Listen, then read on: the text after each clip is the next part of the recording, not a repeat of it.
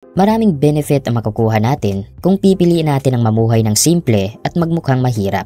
Ang tinutukoy ko dito sa magmukhang mahirap ay hindi yung nakasuot ng sirang damit at hindi naliligo, kundi yung taong simple lang ang porma at hindi nalalayo sa mga average na tao. Ngayon ay ibabahagi ko sa iyo ang dahilan kung bakit mahalaga ang magmukhang mahirap kung goal mo na yumaman sa hinaharap, at yun ay mapuprotektahan mo ang iyong pera sa ibang tao.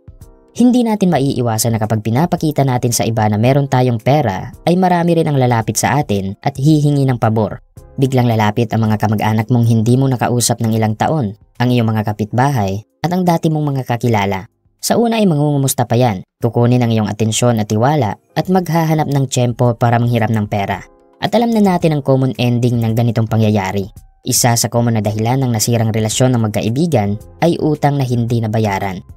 Maraming benefit ang makukuha natin kung pipiliin natin ang mamuhay ng simple at magmukhang mahirap. Ang tinutukoy ko dito sa magmukhang mahirap ay hindi yung nakasuot ng sirang damit at hindi naliligo, kundi yung taong simple lang ang porma at hindi nalalayo sa mga average na tao.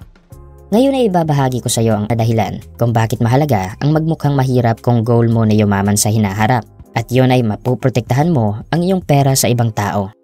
Hindi natin maiiwasan na kapag pinapakita natin sa iba na meron tayong pera ay marami rin ang lalapit sa atin at hihingi ng pabor.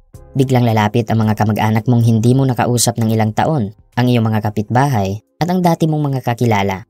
Sa una ay mangungumusta pa yan, kukunin ang iyong atensyon at tiwala at maghahanap ng tiyempo para manghiram ng pera.